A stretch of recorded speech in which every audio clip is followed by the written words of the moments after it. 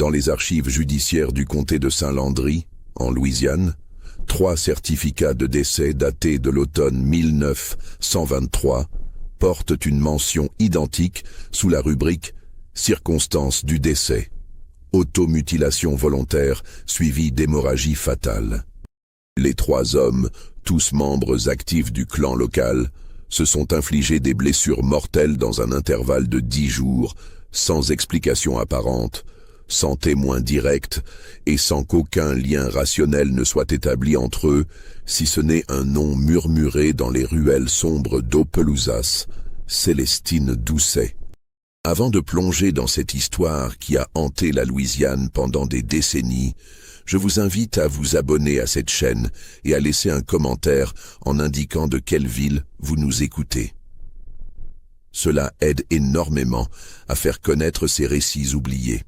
Les événements que je vais vous raconter se sont déroulés dans une époque où le sud des États-Unis portait encore les cicatrices profondes de la guerre civile et de la reconstruction.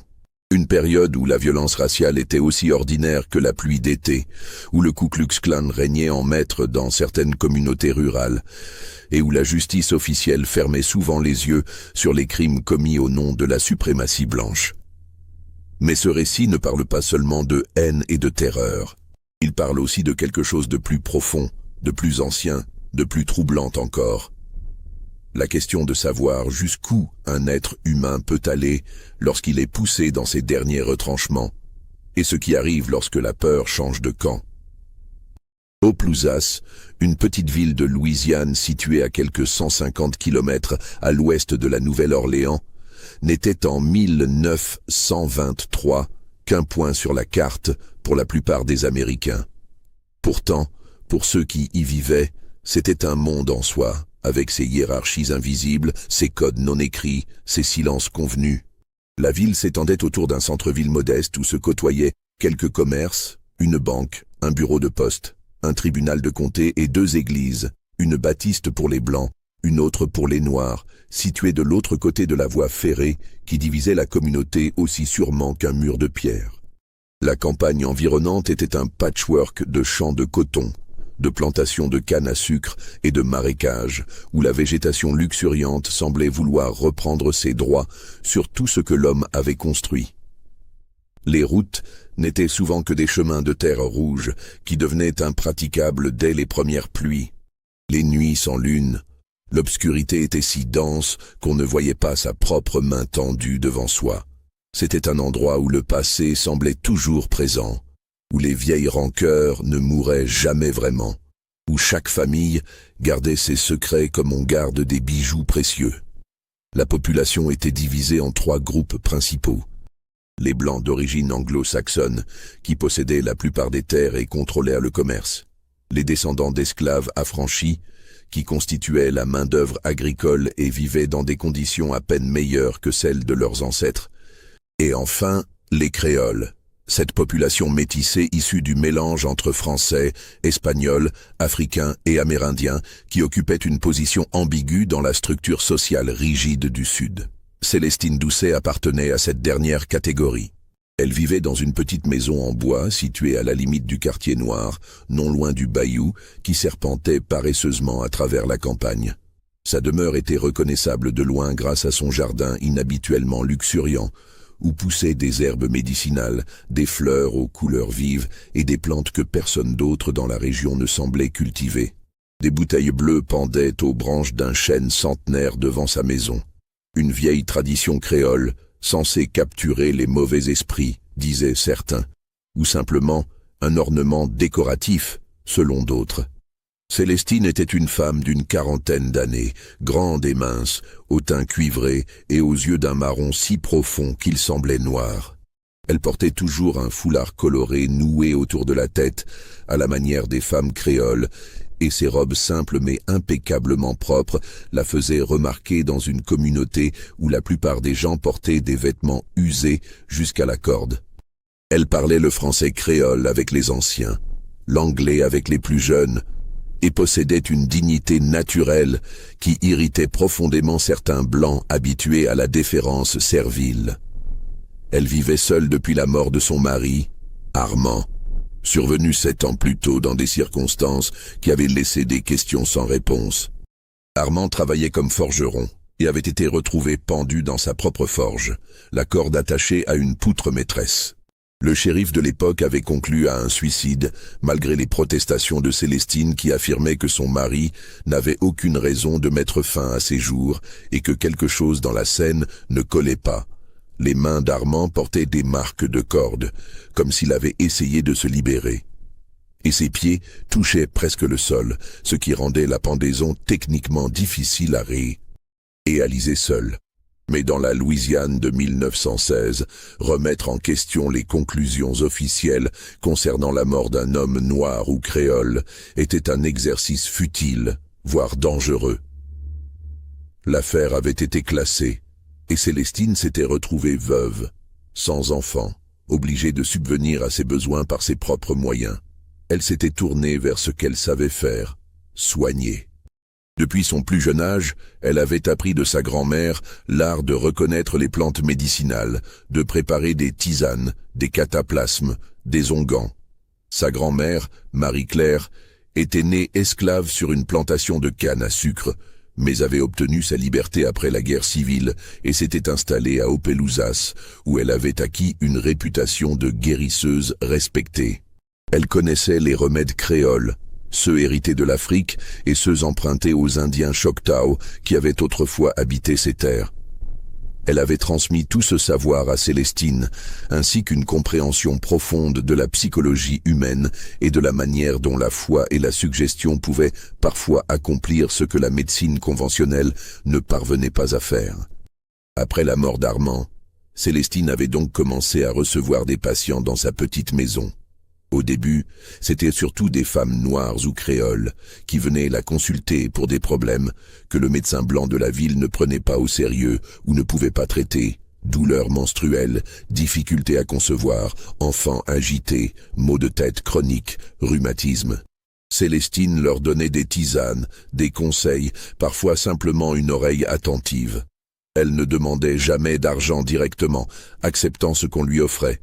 Quelques pièces, des œufs, un poulet, du linge cousu à la main.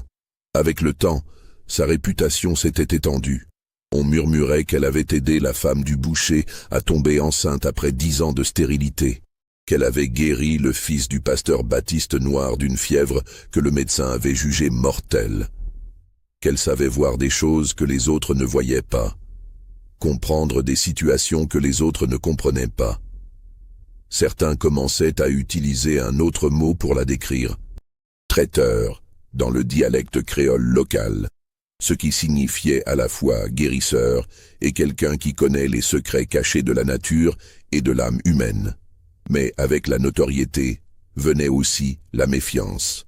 Dans le sud profond des années 20, une femme noire ou créole qui acquérait trop d'indépendance, trop de respect, trop d'influence, était vue comme une menace par certains. Et parmi ces certains se trouvaient les membres du clan local qui voyaient, dans toute affirmation de la dignité noire ou créole, un défi direct à l'ordre social qu'ils s'étaient jurés de maintenir par tous les moyens. L'incident qui allait tout déclencher se produisit par une nuit étouffante de juillet 1923. La chaleur était si intense que même les cigales semblaient trop épuisées pour chanter. L'air était immobile, chargé d'humidité, et les gens dormaient, fenêtres ouvertes dans l'espoir de capter la moindre brise. Vers 2 heures du matin, Célestine fut réveillée par des bruits à l'extérieur de sa maison. D'abord, elle crut que c'était un animal fouillant dans son jardin, mais les sons étaient trop réguliers, trop délibérés. Elle se leva silencieusement, traversa pieds nus la pièce principale de sa petite demeure et jeta un regard prudent par la fenêtre. Ce qu'elle vit figea le sang dans ses veines. 5 hommes encagoulés se tenaient dans son jardin, leurs silhouettes blanches fantomatiques dans l'obscurité. Ils portaient les robes et les cagoules caractéristiques du Ku Klux Klan, et l'un d'eux tenait une torche qui projetait des ombres dansantes sur les murs de la maison. Un autre transportait un bidon qui, à l'odeur qui commençait à pénétrer par les fenêtres ouvertes, contenait clairement du kérosène. Leur intention était limpide. Ils étaient venus pour incendier sa maison, peut-être avec elle à l'intérieur. Célestine sentit la peur l'envahir, mais elle était aussi envahie par une colère froide et profonde. Elle avait vécu toute sa vie sous la menace implicite de la violence blanche. Elle avait perdu son mari dans des circonstances qu'elle soupçonnait d'être criminelles, mais qu'elle n'avait jamais pu prouver. Elle avait courbé l'échine, baissé les yeux, murmuré « oui monsieur » et « non monsieur » quand il le fallait. Et maintenant, ces hommes venaient chez elle, dans sa propre maison, pour la détruire, elle, et tout ce qu'elle avait construit. Mais Célestine n'était pas une femme ordinaire. Elle possédait quelque chose que ces hommes ne possédaient pas. Une connaissance intime de la psychologie de la peur et une compréhension profonde de la manière dont les croyances, même superstitieuses, pouvaient devenir aussi réelles que n'importe quelle arme physique. Sans allumer de lumière, elle se dirigea vers une armoire au fond de la pièce et en sortit plusieurs objets qu'elle conservait là depuis des années. Des poupées de tissu que sa grand-mère lui avait apprises à confectionner, non pas pour jeter des sorts. Elle ne croyait pas vraiment à ce genre de choses, mais parce que dans la culture créole, ces objets avaient une signification symbolique puissante. Elle prit également une petite bouteille contenant une mixture qu'elle utilisait normalement pour traiter les infections cutanées. Un mélange d'herbes, d'alcool et de substances qui, lorsqu'elles entraient en contact avec la peau, produisaient une sensation de brûlure intense, mais temporaire. Puis, dans un geste qui aurait pu sembler absurde à un observateur rationnel, mais qui était chargé d'une signification culturelle profonde, elle sortit par la porte arrière de sa maison, se faufila dans l'ombre jusqu'à un point où elle pouvait voir les hommes sans être vue, et commença à parler. Sa voix était basse, mais portait dans la nuit silencieuse. Elle parlait en français créole, un dialecte que la plupart des Blancs de la région ne comprenaient pas, mais dont les sonorités étrangères les troublaient profondément. Elle prononçait des mots qui sonnaient comme des incantations, des phrases qui évoquaient des forces anciennes, des avertissements qui promettaient des conséquences terribles. « Ceux qui viennent dans la nuit pour détruire seront détruits eux-mêmes », disait-elle, sa voix montant et descendant dans une cadence hypnotique. La terre boira leur sang, comme elle a bu celui de mes ancêtres. Leurs mains se retourneront contre eux. Leurs yeux verront ce que personne d'autre ne peut voir. 3 fois la lune se lèvera et 3 fois elle verra ce qu'elle ne devrait pas voir. Les hommes s'étaient figés. La voix semblait venir de partout et de nulle part à la fois. Dans l'obscurité, ils ne pouvaient pas localiser Célestine, et l'effet était profondément déstabilisant. La torche vacillait dans la main de celui qui la tenait. « Qui est là ?» cria l'un d'eux, sa voix trahissant une nervosité qu'il essayait de dissimuler. Célestine ne répondit pas directement. Au lieu de cela, elle lança dans leur direction l'une des poupées de tissu qu'elle avait préparées. L'objet atterrit aux pieds de l'homme qui tenait le bidon de kérosène. Dans la lueur de la torche, ils purent tous voir ce que c'était. Une petite figure humaine grossièrement façonnée, habillée de tissu blanc déchiré qui ressemblait de manière troublante à une robe de clan en miniature et transpercée de plusieurs épingles. Le silence qui suivit était si total qu'on aurait pu entendre une feuille tomber. Tous les hommes du Sud, même les plus rationnels, même les plus éduqués, avaient grandi en entendant des histoires sur le vaudou, le houdou, les malédictions créoles.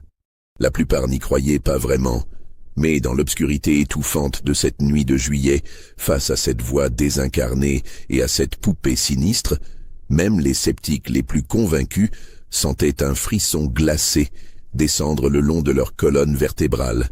« Foutez le camp d'ici !» cria soudain l'un des hommes, et sans attendre de réponse, il se précipita vers son cheval attaché à la barrière. Les autres hésitèrent un instant, puis l'instinct grégaire prit le dessus.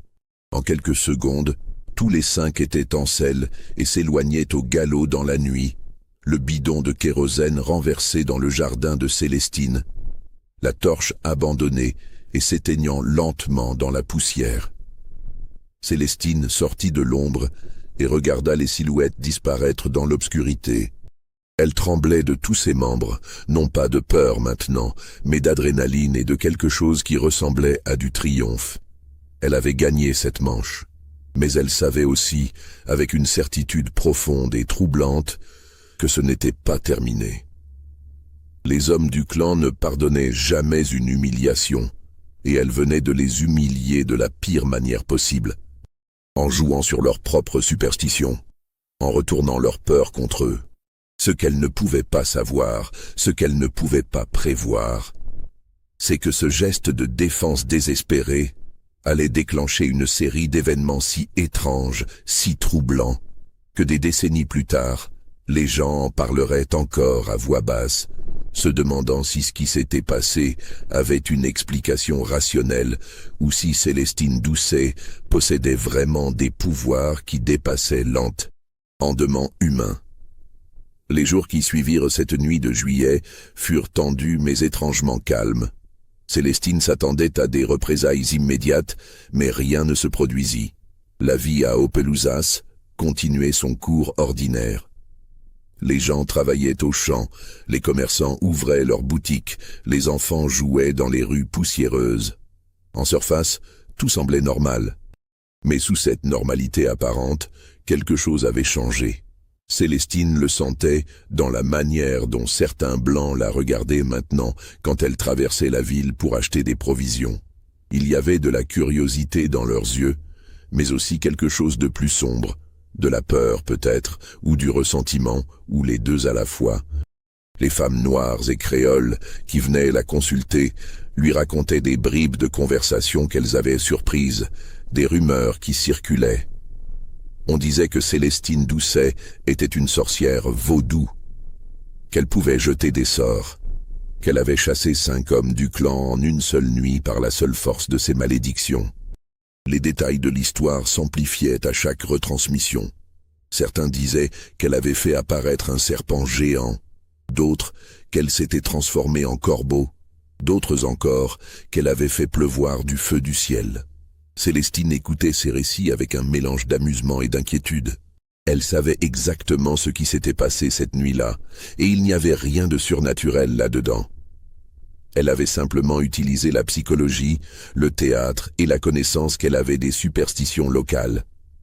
Mais elle comprenait aussi le pouvoir des histoires et des croyances. Si les gens croyaient qu'elle possédait des pouvoirs mystiques, cette croyance elle-même pouvait devenir une forme de protection. Les hommes du clan hésiteraient peut-être à s'en prendre à elle s'ils craignaient des conséquences surnaturelles. 3 semaines après l'incident, elle reçut une visite inhabituelle. C'était un dimanche après-midi, et elle était en train de travailler dans son jardin lorsqu'une femme blanche s'approcha de sa barrière. La femme avait une 40aine d'années, vêtue d'une robe simple, mais de bonne qualité, et elle regardait autour d'elle avec nervosité, comme si elle craignait d'être vue. « Madame Doucet ?» demanda-t-elle à voix basse. Célestine se redressa, surprise. Il était extrêmement rare qu'une femme blanche vienne la consulter, et jamais au grand jour comme ça.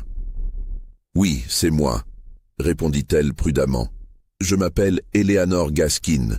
J'ai besoin de votre aide. » Le nom Gaskin était connu à Opelousas. Vernon Gaskin possédait la plus grande quincaillerie de la ville, et c'était un homme respecté dans la communauté blanche. Eleanor était sa femme, et les rumeurs disaient qu'elle souffrait de migraines chroniques que les médecins n'arrivaient pas à soigner. Célestine hésita. Recevoir une femme blanche, surtout l'épouse d'un notable, pouvait être dangereux. Si le traitement ne fonctionnait pas, on pourrait l'accuser de charlatanisme ou pire. Mais quelque chose dans l'expression désespérée d'Eleanor la toucha. « Entrez », dit-elle simplement. À l'intérieur de la petite maison, Eleanor expliqua son problème. Les migraines la torturaient depuis des années, parfois si intenses qu'elle ne pouvait pas quitter son lit pendant des jours. Les médecins lui avaient prescrit toutes sortes de médicaments. Laudanum, bromure, même des saignées, mais rien ne fonctionnait durablement. Elle avait entendu parler des succès de Célestine par sa servante noire, qui lui avait raconté comment la guérisseuse créole avait soulagé sa propre mère de douleurs similaires. Célestine l'écouta attentivement, posa des questions sur la fréquence des migraines, les circonstances qui les déclenchaient, les autres symptômes associés. Elle observa Eleanor avec attention. la tension dans ses épaules, la manière dont elle se frottait les tempes inconsciemment, les cernes sous ses yeux. Puis, elle prépara une tisane à base de feverfew, une plante qu'elle cultivait dans son jardin, et dont elle savait par expérience qu'elle pouvait réduire la fréquence des migraines. Elle ajouta de la valériane pour l'anxiété qu'elle percevait clairement chez Eleanor et un peu de menthe poivrée pour le goût. Pendant que l'eau chauffait, elle parla doucement à Eleanor, lui posant des questions sur sa vie, ses soucis, ses peurs, établissant subtilement une connexion qui était aussi importante que le remède lui-même. « Buvez cette tisane 2 fois par jour », lui dit-elle en lui tendant un petit sachet d'herbes séchées, le matin au réveil et le soir avant de dormir. Et essayez de dormir dans une pièce complètement sombre, sans aucune lumière. Parfois, c'est la lumière qui réveille la douleur. Eleanor prit le sachet comme si c'était de l'or. « Combien je vous dois ? » « Rien pour l'instant, » répondit Célestine. « Si ça marche, vous me donnerez ce que vous voudrez. » Eleanor la regarda avec une expression étrange, un mélange de gratitude et de quelque chose qui ressemblait à de la culpabilité. « On raconte des choses sur vous, » dit-elle à voix basse. « Des choses sur cette nuit où certains hommes sont venus ici. » Célestine sentit son corps se raidir. « Et qu'est-ce qu'on raconte ? Que vous avez des pouvoirs, que vous pouvez voir des choses, que vous pouvez faire des choses. » Eleanor hésita, puis ajouta « Mon mari, Vernon, il fait partie d'un cercle d'hommes qui se réunissent parfois. Je ne sais pas exactement ce qu'ils font, mais depuis quelques semaines, il rentre à la maison dans un état étrange. Nerveux, il ne dort pas bien. Il regarde par les fenêtres comme s'il s'attendait à voir quelque chose. » Le cœur de Célestine s'accéléra. Vernon Gaskin faisait donc partie du groupe qui était venu cette nuit-là. Elle ne dit rien, attendant qu'Eleanor continue. « Il a fait des cauchemars, » poursuivit Eleanor, sa voix tremblant légèrement. « Il se réveille en criant. L'autre nuit, il a dit quelque chose sur des mains qui le touchaient dans le noir, sur des yeux qui le regardaient. Je ne comprends pas ce qui lui arrive. » Célestine choisit ses mots avec soin. Parfois, quand les hommes font des choses dont ils ont honte, leur conscience les tourmente. Ce n'est pas de la sorcellerie, Madame Gaskin. C'est juste la nature humaine. Eleanor la fixa longuement, et dans ses yeux, Célestine vit qu'elle comprenait plus qu'elle ne voulait l'admettre. « Est-ce que vous avez fait quelque chose à ces hommes? Est-ce que vous avez jeté un sort ?»« Je ne jette pas de sort, » répondit Célestine fermement. « Je ne suis pas une sorcière, je suis une guérisseuse, rien de plus. » Eleanor hocha la tête lentement, mais son expression suggérait qu'elle n'était pas entièrement convaincue. Elle se leva pour partir, puis se retourna à la porte. « Merci pour la tisane, » dit-elle. Puis, après une hésitation, « Et merci de ne pas leur avoir fait de mal, même s'ils le méritaient peut-être. » Après son départ, Célestine resta assise longtemps dans sa petite maison, réfléchissant à cette conversation. Ainsi, Vernon Gaskin faisait des cauchemars. Il voyait des choses qui n'existaient pas. Il était terrorisé par quelque chose.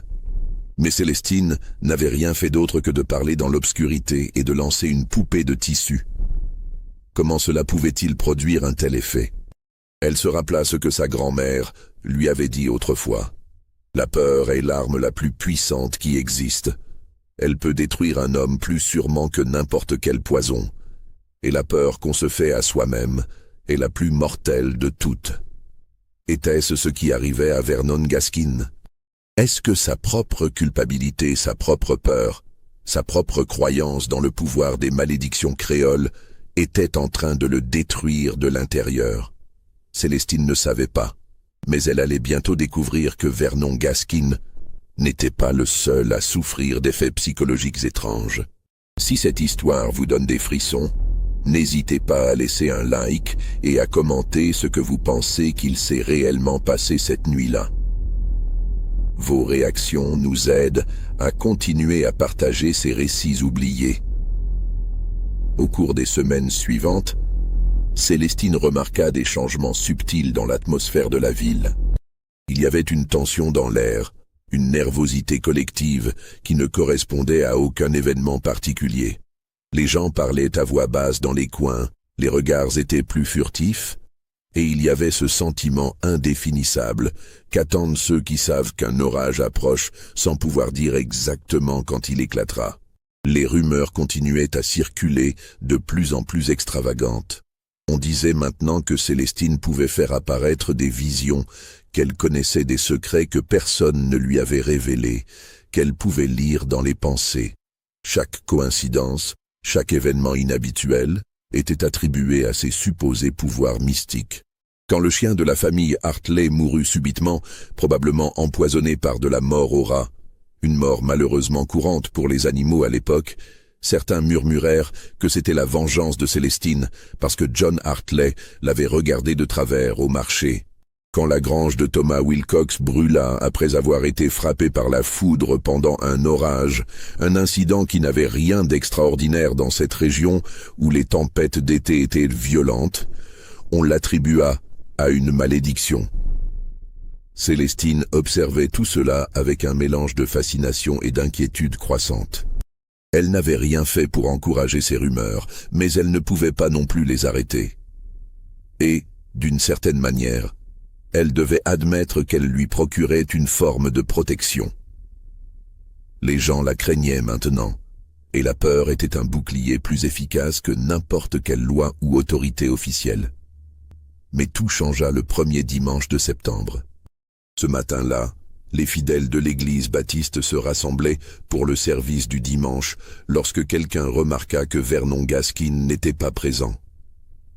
Ce n'était pas inhabituel en soi. Les hommes manquaient parfois le service pour diverses raisons, mais Eleanor était là, seule, et son visage était d'une pâleur inquiétante. Lorsque plusieurs femmes lui demandèrent si tout allait bien, elle se contenta de secouer la tête et de fixer le sol. Après le service, le shérif Marcus Delacroix, un homme corpulent d'une 50aine d'années avec une moustache grisonnante et des yeux fatigués, se rendit à la résidence des Gaskin pour voir ce qui se passait. Ce qu'il découvrit le laissa sans voix pendant plusieurs longues minutes. Vernon Gaskin était dans la cave de sa maison, assis dans l'obscurité complète, les mains attachées derrière le dos avec de la corde. Mais ce n'était pas quelqu'un d'autre qui l'avait attaché. Il l'avait fait lui-même, dans un nœud complexe qu'il avait dû pratiquer encore et encore pour réussir à l'accomplir dans son dos. Il était couvert de sueur, tremblant, et murmurait sans arrêt des phrases incohérentes. « Elles vont me prendre. Les mains vont me prendre. Je ne peux pas me laisser faire ce que je ne veux pas faire. » Le docteur Hermann Weiss, le médecin de la ville, fut appelé immédiatement. Il examina Vernon pendant près d'une heure, posant des questions qu'Eleanor répondait par des hochements de tête et des murmures à peine audibles. Finalement, le docteur Weiss sortit de la maison avec le shérif et leur conversation fut entendue par plusieurs voisins curieux qui s'étaient rassemblés devant la propriété. « Je n'ai jamais rien vu de pareil », disait le docteur. Weiss, secouant la tête avec perplexité. « Il est en proie à ce que je ne peux décrire que comme une forme extrême d'anxiété ou de délire. Il est convaincu que ses propres mains vont se retourner contre lui et lui faire du mal. Il répète sans cesse qu'il doit les attacher pour empêcher que cela arrive. C'est une sorte de folie, shérif. Mais je n'ai jamais entendu parler d'une folie qui se manifeste de cette manière spécifique. Est-ce qu'il a dit ce qui a déclenché ça ? Demanda le shérif. Le docteur Weiss hésita. Sa femme m'a dit qu'il faisait des cauchemars depuis quelques semaines. Des rêves où ses mains ne lui obéissaient plus, où elle faisait des choses qu'il ne voulait pas qu'elle fasse. Apparemment, la nuit dernière, il s'est réveillé en hurlant, convaincu que le cauchemar était en train de devenir réalité.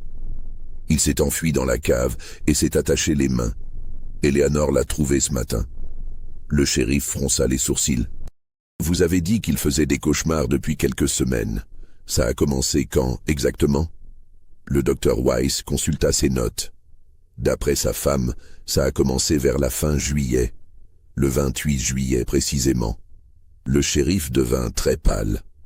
Le 28 juillet était le lendemain de la nuit où les hommes du clan étaient allés chez Célestine Doucet. Il ne dit rien, mais son expression en disait long. Vernon Gaskin fut transporté à l'hôpital du comté, où on le plaça sous surveillance. On lui donna du laudanum pour calmer son agitation, et pendant quelques jours, il sembla s'améliorer légèrement. Mais il refusait obstinément qu'on détache ses mains, et même sous l'effet de la drogue, il murmurait les mêmes phrases obsessionnelles. La nouvelle se répandit dans toute la ville comme un feu de prairie. Vernon Gaskin, un homme d'affaires respecté, père de 3 enfants, membre éminent de la communauté, était devenu fou, et tout le monde savait, ou croyait savoir, pourquoi. C'était la malédiction de Célestine Doucet. C'était sa vengeance pour ce qu'il avait essayé de lui faire cette nuit de juillet. Les gens commencèrent à se rappeler ce qu'ils avaient entendu dire sur cette nuit. La voix désincarnée dans l'obscurité, les mots prononcés en créole, la poupée transpercée d'épingles, et surtout, cette phrase que plusieurs personnes affirmaient avoir entendue de sources différentes, même si personne ne pouvait dire avec certitude qui l'avait prononcée en premier. Leurs mains se retourneront contre eux. Et maintenant, Vernon Gaskin était convaincu que ses propres mains étaient devenues ses ennemis. Célestine entendit parler de tout cela par ses patientes habituelles, qui venaient chez elle avec des expressions mélangées d'admiration et de peur. Certaines la félicitaient ouvertement, heureuses qu'un homme du clan souffre des conséquences de ses actes. D'autres la suppliaient de lever la malédiction, craignant que cette situation n'entraîne des représailles contre toute la communauté noire et créole. Mais Célestine était profondément troublée. Elle n'avait jeté aucune malédiction. Elle n'avait prononcé que des mots destinés à effrayer, certes, mais juste des mots. Comment des simples paroles pouvaient-elles produire un tel effet ? Comment la peur et la culpabilité pouvaient-elles transformer un homme sain d'esprit en quelqu'un qui s'attachait les mains par terreur de ce qu'elle pourrait faire? Elle se souvenait de ce que sa grand-mère lui avait dit sur le pouvoir de la suggestion, sur la manière dont l'esprit humain pouvait se convaincre de presque n'importe quoi s'il y croyait suffisamment fort. Mais elle n'avait jamais imaginé que cela puisse aller aussi loin. 3 jours après l'hospitalisation de Vernon Gaskin, quelque chose d'encore plus troublant se produisit. Le mercredi soir, vers 11 heures, les infirmières de l'hôpital du comté entendirent un bruit terrible venant de la chambre où Vernon Gaskin était confiné. C'était un mélange de cris et de chocs sourds, comme si quelque chose de lourd frappait contre le mur. Elles se précipitèrent vers la chambre et ce qu'elles découvrirent les remplit d'horreur. Vernon s'était libéré de ses liens. Comment? Personne ne put jamais l'expliquer avec certitude. Car les nœuds étaient de réputés solides, et il était en train de se frapper violemment la tête contre le mur de pierre de sa chambre. Son front était déjà ensanglanté, et il continuait à frapper encore et encore, avec une force qui semblait dépasser celle d'un homme normal. « Elles veulent me faire quelque chose de pire », hurlait-il entre 2 impacts. « Elles veulent que je fasse du mal à quelqu'un, je dois les arrêter, je dois les arrêter. » Il fallut 4 hommes pour le maîtriser et l'immobiliser sur le lit. Le docteur Weiss lui administra une dose massive de laudanum, suffisante pour assommer un cheval, mais même sous l'effet de la drogue, Vernon continuait à marmonner, les yeux révulsés, la bouche écumante. Le lendemain matin, le shérif de la Croix convoqua une réunion d'urgence avec plusieurs notables de la ville, dont le maire, le pasteur de l'église baptiste, le docteur Weiss et 2 autres hommes dont les noms ne furent jamais officiellement enregistrés dans les minutes de la réunion, mais que tout le monde connaissait, James Pritchard et William Sutton, tous 2 membres connus du clan local. La réunion se tint à huis clos dans le bureau du maire, et ce qui y fut dit ne fut jamais entièrement divulgué. Mais dans les jours qui suivirent, des fragments de la conversation commencèrent à circuler, rapportés par une secrétaire qui avait écouté à la porte, et par le pasteur lui-même, qui, troublé par ce qu'il avait entendu, confia certains détails à sa femme, qui les partagea avec d'autres. Le shérif avait apparemment commencé par un compte rendu factuel de la situation. Vernon Gaskin était dans un état mental catastrophique, se blessait lui-même, et affirmait que ses mains voulaient le forcer à commettre des actes violents. Le docteur Weiss avait confirmé que ce n'était pas une maladie physique, mais un trouble mental d'une nature qu'il n'avait jamais rencontrée auparavant. Il est complètement convaincu que quelque chose contrôle ses mains, aurait dit le docteur Weiss. Ce n'est pas une simple peur irrationnelle, c'est une conviction absolue, inébranlable. Il préférerait mourir plutôt que de libérer ses mains. James Pritchard, un homme d'une quarantaine d'années aux cheveux roux et au tempérament notoirement violent, aurait alors pris la parole. Nous savons tout ce qui s'est passé. Nous savons qui a fait ça. Cette femme, cette Célestine Doucet, elle a jeté un sort à Vernon. Et si nous ne faisons rien, elle pourrait en faire autant à d'autres. Le pasteur, un homme âgé nommé Josiah Reynolds, aurait protesté. James, nous vivons au XXe siècle. Il n'y a pas de tel pouvoir. Ce que Vernon subit est peut-être le résultat de sa propre conscience tourmentée. Vous savez ce que vous êtes allé faire cette nuit-là. Peut-être que c'est simplement... Simplement quoi? Aurait coupé William Sutton, un homme plus jeune mais tout aussi impliqué dans les activités du clan. Simplement la culpabilité? Vernon n'a jamais eu de culpabilité de sa vie. Il a fait ce qu'il pensait devoir faire pour protéger notre communauté. Non, c'est autre chose. C'est cette femme. Le shérif de la Croix, un homme pragmatique qui avait passé des décennies à gérer les tensions raciales de la région, aurait alors dit quelque chose qui, rétrospectivement, prit une signification terrible. Même si vous pensez qu'elle a jeté un sort, ce que je ne crois pas personnellement. Que pouvez-vous faire? Si vous vous en prenez à elle, ne craignez-vous pas qu'elle ne fasse pire? Si vous croyez vraiment qu'elle a ce genre de pouvoir, la meilleure chose à faire serait de la laisser tranquille. Cette logique aurait dû prévaloir. C'était le conseil raisonnable d'un homme qui comprenait que l'escalade de la violence ne menait jamais nulle part. Mais la peur et la colère sont rarement rationnelles. Selon les sources, James Pritchard aurait alors dit avec une froide détermination « Ou alors, nous nous assurons qu'elle ne puisse plus jamais faire de mal à personne. » Le pasteur aurait plaidé pour la retenue, le maire aurait exprimé son inquiétude quant aux conséquences légales, et le docteur Weiss aurait insisté sur le fait qu'il n'y avait aucune preuve que Célestine ait fait quoi que ce soit d'illégal. Mais à la fin de la réunion, aucune décision officielle n'avait été prise, et les participants s'étaient séparés dans une atmosphère tendue.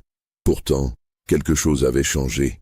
Une ligne avait été franchie dans cette salle. Une intention avait été formée, même si elle n'avait pas été explicitement exprimée. Célestine ne savait rien de cette réunion, mais elle sentait le danger se rapprocher. Les regards qu'elle recevait en ville avaient changé. Ce n'était plus de la simple méfiance ou de la peur superstitieuse, c'était quelque chose de plus direct, de plus menaçant. Elle commença à prendre des précautions. Elle ne sortait plus seule après la tombée de la nuit. Elle demanda à plusieurs voisins noirs de garder un œil sur sa maison, et elle cacha dans sa chambre un vieux pistolet qu'Armand avait laissé derrière lui. Un Colt rouillé qu'elle ne savait même pas si elle serait capable d'utiliser le moment venu. Mais ce qu'elle ne pouvait pas prévoir, ce que personne ne pouvait prévoir, c'est que le danger ne viendrait pas d'où elle l'attendait. Le vendredi soir, 3 jours après la réunion secrète, Vernon Gaskin mourut à l'hôpital du comté. La cause officielle de la mort fut enregistrée comme traumatisme crânien suite à des blessures auto-infligées. Mais les circonstances exactes de sa mort furent bien plus troublantes que ne le suggérait cette description clinique. Selon le rapport de l'infirmière de nuit, Vernon avait semblé se calmer vers 20 heures. On lui avait administré sa dose habituelle de laudanum, et il s'était endormi paisiblement, ses mains toujours attachées à la tête du lit comme il l'exigeait. L'infirmière avait fait sa ronde à 22 heures, et tout allait bien. Mais à minuit, lorsqu'elle revint vérifier son état, elle le trouva mort. Il était dans une position impossible à expliquer rationnellement. D'une manière ou d'une autre, malgré le fait que ses mains étaient toujours attachées solidement à la tête du lit, il avait réussi à se briser le cou. Les marques sur sa gorge suggéraient qu'il avait été étranglé ou qu'il s'était étranglé lui-même, mais comment? Ses mains ne pouvaient pas atteindre son cou dans la position où elles étaient attachées. Le docteur Weiss examina le corps pendant des heures, essayant de comprendre. Il conclut finalement que Vernon avait dû effectuer une série de mouvements contorsionnistes extraordinaires, utilisant le cadre du lit comme point d'appui pour créer une pression sur sa propre trachée jusqu'à ce qu'il perde conscience et meure par asphyxie. C'était techniquement possible, admit-il, mais cela aurait nécessité une détermination et une tolérance à la douleur qui dépassaient tout ce qu'il avait vu dans sa longue carrière médicale. C'est comme s'il voulait tellement mourir qu'il a trouvé un moyen de le faire malgré toutes les contraintes physiques, dit-il au shérif de la Croix. Je n'ai jamais rien vu de tel. C'est un suicide, techniquement, mais d'une nature si déterminée, si désespérée, que cela dépasse l'entendement. Le shérif examina le corps en silence, puis les liens encore attachés aux mains de Vernon. Il remarqua quelque chose d'étrange. Les doigts de Vernon étaient couverts de petites coupures et d'écorchures, comme s'il avait gratté quelque chose encore et encore.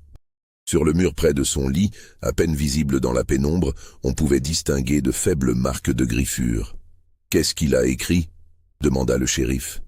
Le docteur Weiss regarda plus attentivement et pâlit. Gravé dans le plâtre du mur, probablement avec ses ongles malgré ses mains attachées, ce qui avait dû lui demander des heures de contorsion douloureuse. Il y avait un seul mot, répété encore et encore dans une écriture tremblante et presque illisible. Pardon, pardon, pardon, pardon. Quand la nouvelle de la mort de Vernon Gaskin se répandit dans la ville, la réaction fut un mélange de choc, de peur, et chez certains, de quelque chose qui ressemblait à une satisfaction sombre. Vernon avait été un homme respecté, mais aussi craint. Ses connexions avec le clan étaient connues, même si elles n'étaient jamais ouvertement discutées. Pour la communauté noire et créole, sa mort était vue comme une forme de justice poétique, même si personne n'osait l'exprimer ouvertement. Mais pour ceux qui connaissaient les circonstances exactes de sa mort, pour ceux qui savaient ce qu'il avait écrit sur le mur, la situation était bien plus troublante. Pourquoi un homme écrirait-il pardon encore et encore dans ces dernières heures? À qui demandait-il pardon? Et pourquoi préférait-il mourir plutôt que de libérer ses mains? La réponse que beaucoup choisissaient d'adopter était simple et terrifiante. Célestine Doucet l'avait maudit.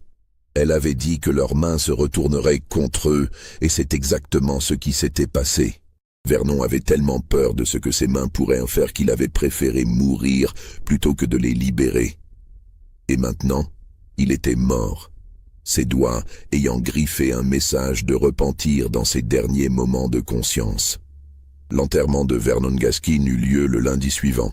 C'était une journée grise et humide, avec un ciel bas qui menaçait de déverser de la pluie à tout moment. Presque toute la communauté blanche d'Opelousas était présente, ainsi que quelques noirs et créoles qui avaient travaillé pour Vernon ou fait affaire avec sa quincaillerie. Célestine n'y alla pas, bien sûr, mais elle entendit parler de la scène étrange qui s'était produite au cimetière.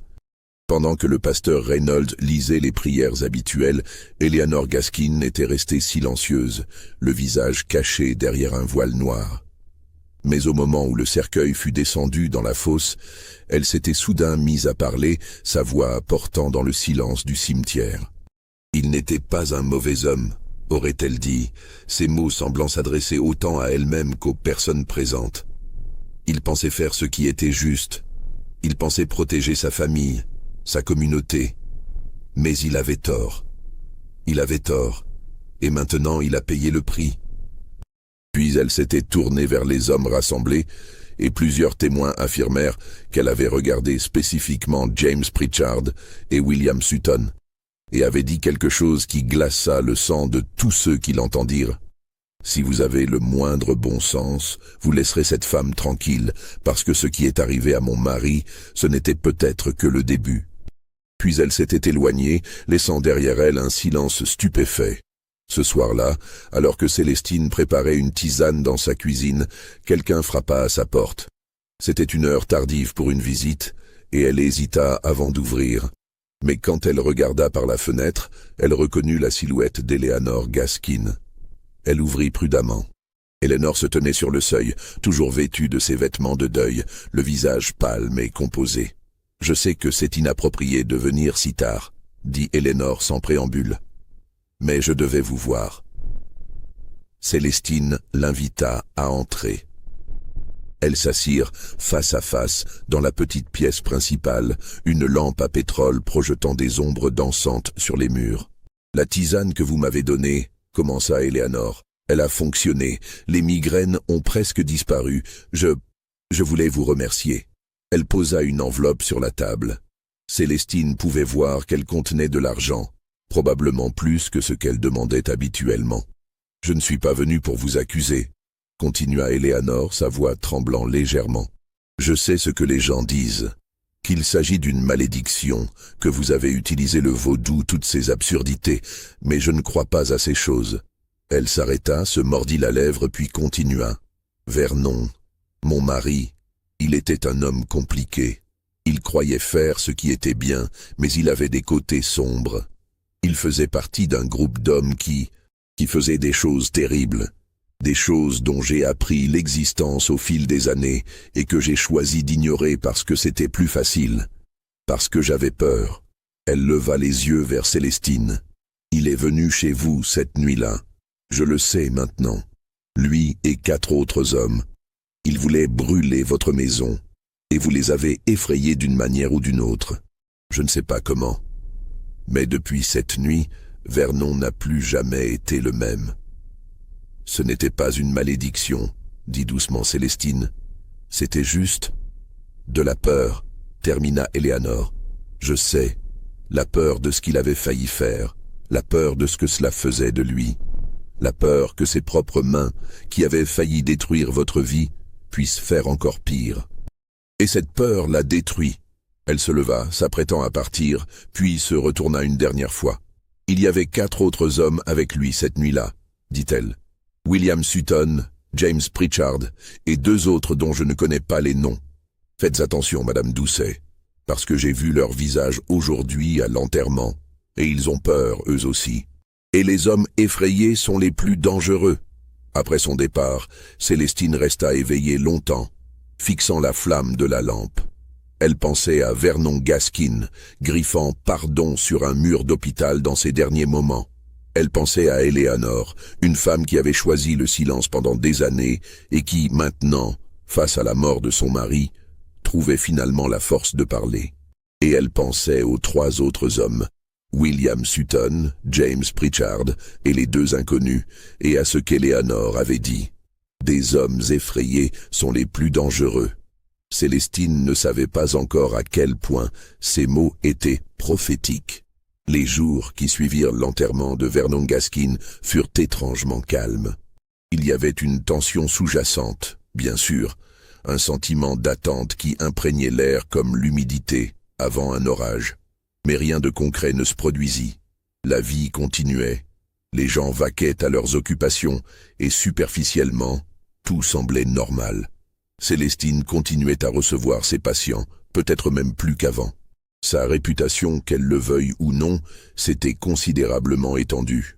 Des gens venaient maintenant de villages voisins pour la consulter, attirés par les histoires extraordinaires qui circulaient sur ses pouvoirs de guérisseuse. Elle accueillait tout le monde avec la même bienveillance professionnelle, ne faisant jamais référence aux événements récents, se concentrant uniquement sur le soulagement de la souffrance humaine. Mais elle dormait mal. Chaque bruit nocturne la réveillait. Elle gardait le vieux pistolet d'Armand sous son oreiller, même si elle n'était pas sûre de pouvoir s'en servir le moment venu. Et elle pensait constamment aux 3 autres hommes qui étaient venus cette nuit de juillet avec Vernon Gaskin. 2 semaines après l'enterrement, James Pritchard commença à montrer des signes étranges. Cela commença de manière subtile. Sa femme, Martha, remarqua qu'il examinait constamment ses mains, les tournant devant ses yeux comme s'il y voyait quelque chose d'inhabituel. Il commença à les laver de manière obsessionnelle, parfois 10 ou 15 fois par jour, se frottant la peau avec du savon jusqu'à ce qu'elle devienne rouge et irritée. Quand Martha lui demandait ce qui n'allait pas, il secouait la tête et marmonnait qu'il y avait quelque chose sur ses mains, quelque chose qu'il ne pouvait pas enlever. « Elles sont sales », disait-il. « Je ne peux pas les rendre propres. » Mais quand Martha examinait ses mains, elle n'avait rien d'anormal. Elles étaient simplement rouges et abîmées par le lavage excessif. La situation empira rapidement. James commença à porter des gants en permanence, même par temps chaud, même à l'intérieur de sa maison. Il refusait de toucher de la nourriture avec ses mains nues. Il faisait des cauchemars où il voyait ses mains couvertes de sang, un sang qu'il ne pouvait pas laver, qui coulait sans fin de ses doigts. Il se réveillait en hurlant, convaincu que le sang était réel, même si Martha allumait la lampe et lui montrait que ses mains étaient parfaitement normales. « C'est le sang de quelqu'un », aurait-il dit une nuit, selon le témoignage ultérieur de Martha. « Je ne sais pas de qui, mais c'est là. Je peux le sentir. Il ne partira jamais. » Ses amis et associés commencèrent à remarquer son comportement étrange. Il évitait de serrer la main des gens. Il portait des gants épais, même pour manipuler de l'argent ou des outils. Il passait des heures chaque jour à se laver les mains, utilisant des brosses dures qui laissaient sa peau à vif et sanglante. Le docteur Weiss fut appelé. Il examina James et ne trouva rien de physiquement anormal, à l'exception des blessures auto-infligées causées par le lavage excessif. Il diagnostiqua ce qu'il appela une forme de névrose obsessionnelle et prescrivit du repos et du bromure pour calmer les nerfs. Mais rien n'y fit. L'état de James continuait à se détériorer. Et puis, un mardi soir de fin septembre, Martha Pritchard trouva son mari dans la grange derrière leur maison, en train de faire quelque chose d'absolument horrifiant. Il était debout devant l'établi, une hachette à la main, et il s'était déjà entaillé profondément 3 doigts de la main gauche, le sang coulant abondamment sur le bois. Quand Martha entra en courant et cria son nom, il se tourna vers elle avec une expression qui la terrifia plus que le sang ou la hachette. « Je dois les enlever », dit-il d'une voix parfaitement calme, presque raisonnable. « C'est la seule façon de les rendre propres. Si je les enlève, le sang s'en ira avec elles. » Martha se précipita sur lui, essayant de lui arracher la hachette. Ils luttèrent, et dans la bagarre, James se coupa encore 2 fois, des entailles profondes dans la paume de sa main droite. Finalement, Martha parvint à saisir la hachette et la jeta loin d'eux, puis courut chercher de l'aide. Plusieurs voisins accoururent. Ils trouvèrent James assis par terre dans la grange, regardant ses mains mutilées avec une expression étrangement satisfaite. « C'est mieux », murmurait-il. « C'est mieux maintenant. Le sang peut sortir. » Il fut transporté d'urgence chez le docteur Weiss, qui passa des heures à nettoyer et suturer les blessures. Les coupures étaient profondes, mais, par miracle, aucun tendon majeur n'avait été sectionné. James avait de la chance, si on pouvait appeler ça de la chance, de conserver l'usage de ses mains. Mais le lendemain, malgré les bandages, malgré la douleur atroce que devaient lui causer les blessures, James essaya à nouveau. Martha le trouva dans la cuisine, essayant maladroitement de tenir un couteau de boucher avec ses mains bandagées, déterminé à finir ce qu'il avait commencé.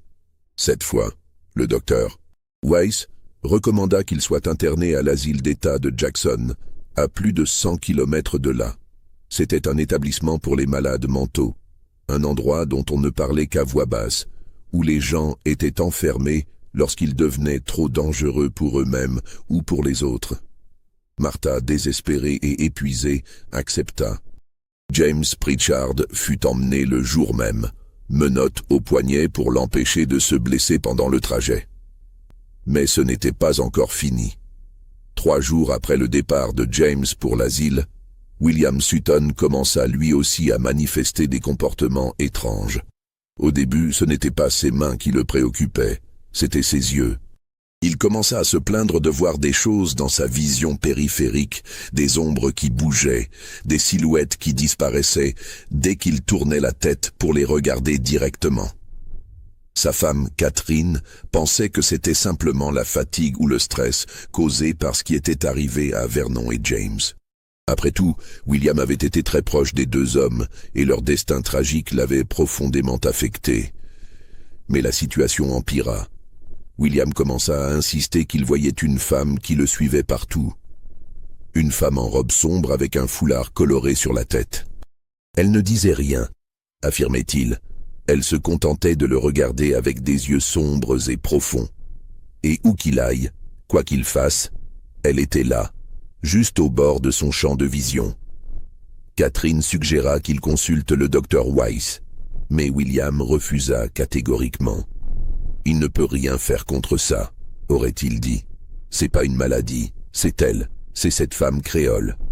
Elle m'a maudit, elle nous a tous maudits. » Il commença à boire, essayant de noyer les visions avec de l'alcool. Cela ne fit qu'empirer les choses. Ivre, il voyait la femme partout, dans chaque coin sombre, derrière chaque porte.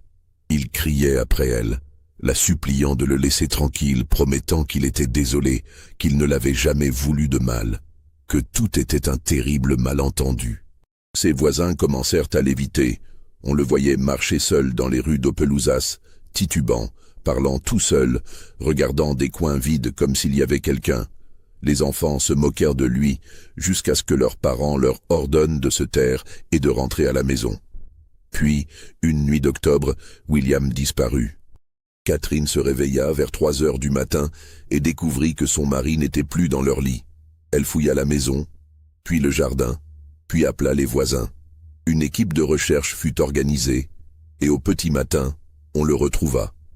Il était dans les marécages, à plus de 3 kilomètres de la ville, debout dans l'eau jusqu'à la taille. Il avait les bras levés devant lui, les mains tendues comme pour écarter quelque chose, et il criait dans la nuit « Je ne vois pas, je ne vois pas, je ne veux plus voir ». Il fallut plusieurs hommes pour le sortir du marécage. Il se débattait, hurlant qu'elle était là, qu'elle l'entourait, qu'il devait se débarrasser de ses yeux, parce que c'était la seule façon de ne plus la voir. Quand ils le ramenèrent en ville, le docteur Weiss fut encore une fois appelé. Mais cette fois, il était clair que William avait franchi un point de non-retour. Son esprit s'était complètement fracturé. Il alternait entre des périodes de lucidité où il semblait presque normal et des accès de terreur absolue où il affirmait que Célestine Doucet se tenait juste à côté de lui, le regardant, attendant. « Qu'est-ce qu'elle attend ?» avait demandé le docteur Weiss pendant un moment de lucidité. « Qu'attend ?» avait répondu William, ses yeux fixant un point dans le vide. « Elle attend que je comprenne. Elle attend que je paie, comme Vernon a payé. Comme James va payer, elle attend juste de voir comment je vais le faire. » Le lendemain matin, Catherine Sutton trouva son mari dans la remise, inconscient dans une mare de sang. Il s'était arraché les yeux. Il avait utilisé ses propres doigts, griffant et creusant jusqu'à ce qu'il ait extrait ses globes oculaires de leurs orbites. Le docteur Weiss, appelé d'urgence, ne put que constater l'horreur de la scène. William était toujours vivant, mais dans un état de choc si profond qu'il ne répondait à aucun stimulus. « Maintenant je ne la vois plus », murmurait-il encore et encore, même inconscient, comme un mantra. « Maintenant je ne la vois plus ». Il mourut 3 jours plus tard d'une infection, malgré tous les efforts du docteur Weiss pour le sauver. Ses derniers mots, selon l'infirmière qui était à son chevet, furent « Pardon, dites-lui pardon ». À ce stade, la ville d'Opelousas était dans un état de panique collective. 3 hommes, tous membres du même cercle du clan, tous présents lors de la tentative d'incendie de la maison de Célestine Doucet, étaient morts ou devenus fous, chacun mutilant exactement la partie de son corps que Célestine avait mentionnée dans sa prétendue malédiction. Vernon et ses mains, James et ses mains ensanglantées, William et ses yeux qui voyaient trop. Les 2 derniers hommes qui avaient participé à l'expédition nocturne, dont les identités étaient maintenant connues de tous, Robert Callahan et Henry Dresden, étaient terrifiés. Ils avaient vu ce qui était arrivé à leurs compagnons. Ils savaient qu'ils seraient les prochains. Robert Callahan quitta la ville dans la nuit, abandonnant sa femme et ses enfants, laissant juste un mot disant qu'il partait pour la Californie et qu'il ne devait pas essayer de le retrouver. Personne ne le revit jamais à Opelousas. Quant à Henry Dresden, il fit quelque chose d'extraordinaire. Par une chaude soirée d'octobre, il vint chez Célestine Doucet. Célestine était dans son jardin, arrosant ses plantes médicinales dans la lumière déclinante du soir, quand elle vit Henry Dresden s'approcher de sa barrière. Elle le reconnut immédiatement. C'était un homme d'une 30aine d'années, mince et grand, avec des cheveux blonds et un visage qui aurait pu être agréable s'il n'avait pas été marqué par la fatigue et la peur. Son premier réflexe fut de rentrer dans la maison et de fermer la porte à clé. Mais quelque chose dans la posture d'Henri l'arrêta. Il ne semblait pas menaçant. Il semblait brisé. « Madame Doucet » appela-t-il d'une voix rauque. « S'il vous plaît, j'ai besoin de vous parler. » Célestine hésita, puis posa son arrosoir et s'approcha prudemment de la barrière, maintenant une distance de sécurité entre eux. « Je sais qui vous êtes, » dit-elle calmement. « Vous étiez là cette nuit-là. » « Oui, » reconnut Henri, et à la surprise de Célestine, des larmes commencèrent à couler sur ses joues. « J'y étais, et maintenant je suis le dernier. Robert est parti. Les 3 autres sont morts ou devenus fous, et je sais que je suis le suivant. Je n'ai rien fait à ces hommes, » dit Célestine. Et c'était la vérité. Je n'ai prononcé que des mots cette nuit-là. Des mots pour vous effrayer, pour vous faire partir. Je ne suis pas une sorcière. Je n'ai jeté aucun sort. Je sais, dit Henri, et il sembla effondré. Je sais. C'est ce qui rend tout cela encore plus terrible. Vous n'aviez pas besoin de jeter un sort. Nous l'avons fait nous-mêmes. Il s'appuya contre la barrière, comme si ses jambes ne pouvaient plus le porter. Vernon ne pouvait pas vivre avec ce que ses mains avaient failli faire. James ne pouvait pas supporter le sang qu'il voyait sur ses mains, le sang de tous les gens que le clan a fait souffrir au fil des années. Et William vous voyait partout parce qu'il savait que ce que nous avions essayé de vous faire était impardonnable. Il leva les yeux vers Célestine. Nous avons fait de vous notre juge et notre bourreau. Nous avons créé notre propre malédiction. Et maintenant, je vais mourir aussi, parce que je sais que je le mérite. Célestine le regarda longuement. Elle voyait en lui un homme détruit, non pas par quelque pouvoir mystique, mais par sa propre conscience, par le poids accumulé de toutes les mauvaises actions qu'il avait commises ou auxquelles il avait participé au nom d'une idéologie haineuse. Elle voyait un homme qui avait passé sa vie à déshumaniser les autres et qui découvrait maintenant, trop tard, l'horreur de ce qu'il était devenu. Elle aurait pu le laisser partir, le laisser se consumer dans sa propre culpabilité, comme les autres l'avaient fait. Mais quelque chose en elle, peut-être l'instinct de guérisseuse qui avait toujours guidé sa vie, peut-être simplement une lassitude face à tant de morts et de souffrances, la poussa à parler. « Vous voulez mon pardon ?» demanda-t-elle doucement. Henri secoua la tête. « Je ne mérite pas votre pardon. Je suis venu vous dire la vérité, sur cette nuit-là et sur d'autres nuits, sur ce que nous avons fait. » Et là, debout devant la barrière de Célestine Doucet alors que la nuit tombait sur Opelousas, Henri Dresden fit quelque chose qu'aucun membre du clan local n'avait jamais fait. Il confessa. Il parla pendant plus d'1 heure et Célestine écouta en silence. Il raconta comment le clan local avait terrorisé la communauté noire pendant des années. Les incendies, les lynchages, les passages à tabac. Il nomma des noms, donna des dates, décrivit des crimes qui n'avaient jamais été rapportés à la police ou qui avaient été étouffés. Il parla de la mort d'Armand, le mari de Célestine, confirmant ce qu'elle avait toujours soupçonné. Ce n'était pas un suicide. Armand avait été lynché parce qu'il avait osé refuser de baisser les yeux devant un homme blanc, parce qu'il avait osé affirmer sa dignité. Célestine écouta tout cela, les larmes coulant silencieusement sur ses joues. Certaines des choses qu'Henri révélait confirmaient ses pires soupçons. D'autres étaient encore plus horribles qu'elle ne l'avait imaginé. Quand il eut fini, Henri sortit de sa poche un petit carnet. « Tout est écrit là-dedans, » dit-il. « Tous les noms, toutes les dates, tout ce dont je me souviens. Je voulais que quelqu'un le sache, je voulais que quelqu'un témoigne. » Il tendit le carnet à travers la barrière.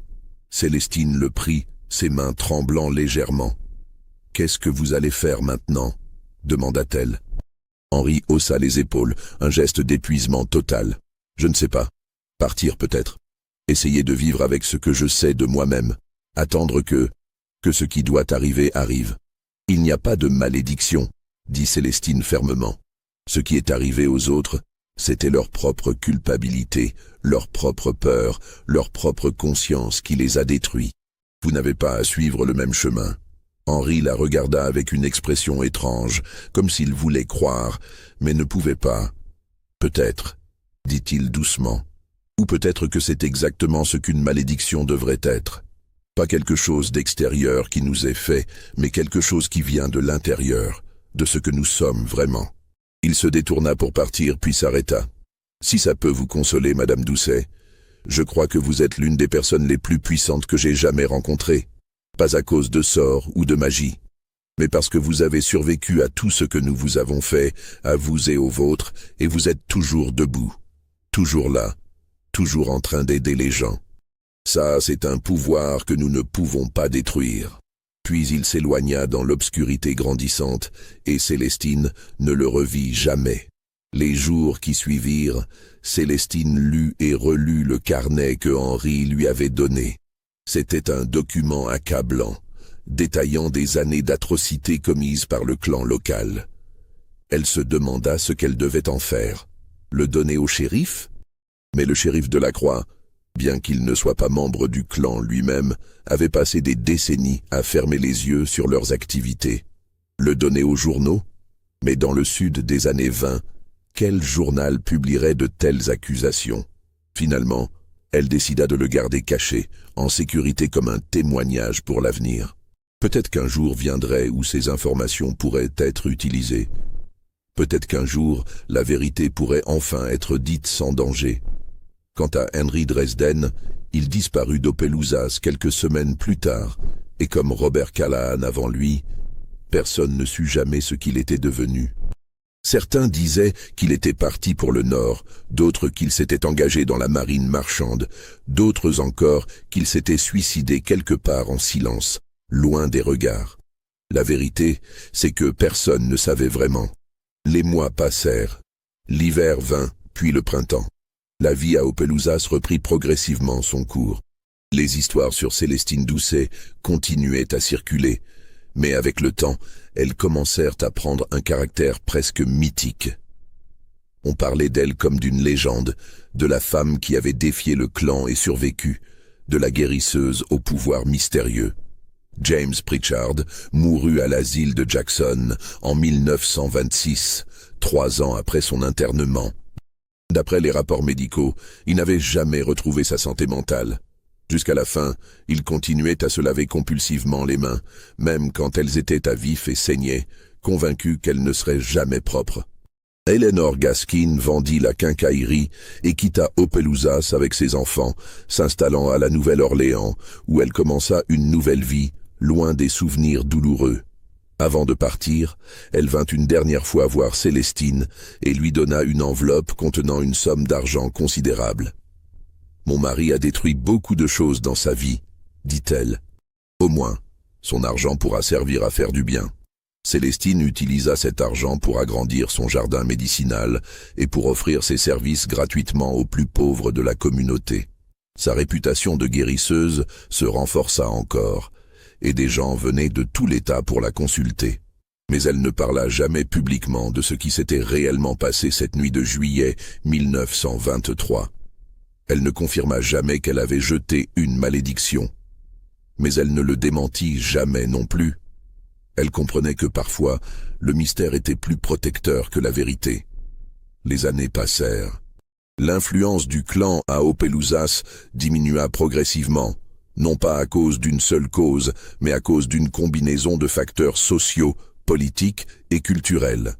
Mais beaucoup de gens, surtout dans la communauté noire et créole, croyaient que la véritable raison était plus simple. Après ce qui était arrivé à Vernon Gaskin, James Pritchard et William Sutton, peu d'hommes avaient encore le courage de mettre une robe blanche et de terroriser leurs voisins dans la nuit. Célestine vécut jusqu'à un âge avancé, respectée et même aimée par beaucoup. Elle ne se remaria jamais, consacrant sa vie à soigner et à aider. Elle mourut paisiblement dans son sommeil en 1954, à l'âge de 71 ans, entourée de plusieurs générations de patients qu'elle avait soignés au fil des décennies. À son enterrement, il y avait des centaines de personnes, noires, blanches et créoles, toutes venues témoigner leur respect pour une femme extraordinaire.